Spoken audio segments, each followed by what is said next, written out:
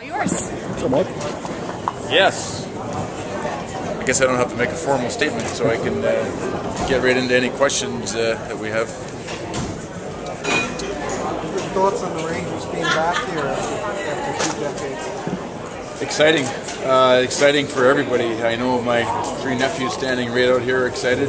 I had the one in the Cup in 1994, and now he's a young man, so it's been a while. It doesn't seem like 20 years, but here we are 20 years later with another great opportunity for the Rangers to win another Stanley Cup. Mark, last night I was speaking to Jay Wells, and I asked him if the Rangers had come back down 2-0, what you would say in the room, and he said that you'd guarantee a win. But what would you say to this current team coming back after the 2 games they played? Well, I think I wouldn't say much originally. Hey, Jim. I wouldn't say much originally because I think it's a good opportunity for everybody just to internalize their own thoughts. But I think the next morning, when the sun came up and the disappointment waned a little bit, you could have an open discussion about the opportunity that lays ahead. And if you really look realistically at the first 2 games, from the Rangers standpoint, they should be pretty encouraged about what they've been able to accomplish. They haven't got the results, but they've been right there in both games. So I think that's encouraging.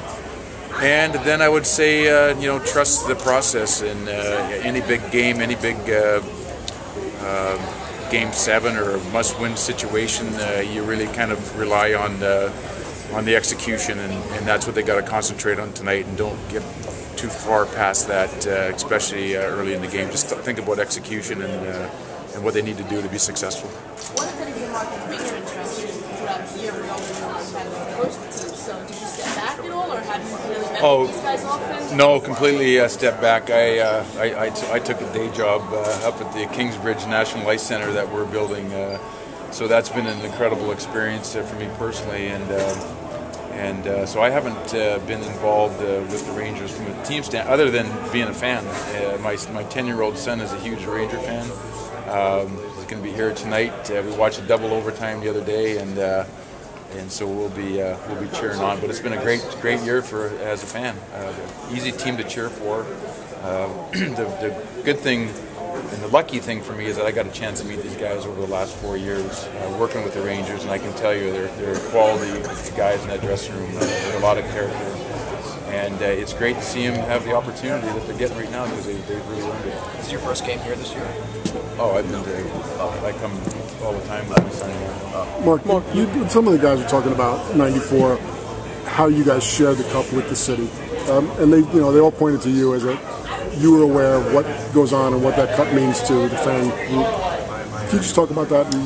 Yeah, I think the relationship between any city and community and the sports teams is important.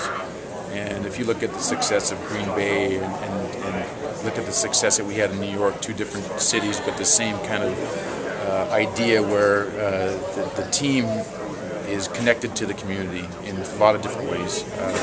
And I think our team in '94 was very approachable. We immersed ourselves in the community. We attached ourselves to charities. We're out in the public.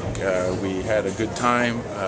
And I think the fans could really identify with us. And we told our stories through the media, which enabled the fans to get to know the players, which then when they came to the rink there, they had the ability to cheer for the team on more just an entertainment level. And I think this team's done a good job doing that too. Like I said, they're an easy team to like because they're good guys. They're genuinely good guys. They got great stories. They've galvanized together as a team. The way teams do to get to this point, and it's been great to watch. Mark, you also mentioned working with the guys last year and getting to know them. One of the things you work with them is the face-offs, and you take a look at the way Boyle and Step, talk about LA's centers, and that was going to be something we had to worry about, but yet they're at almost 50%.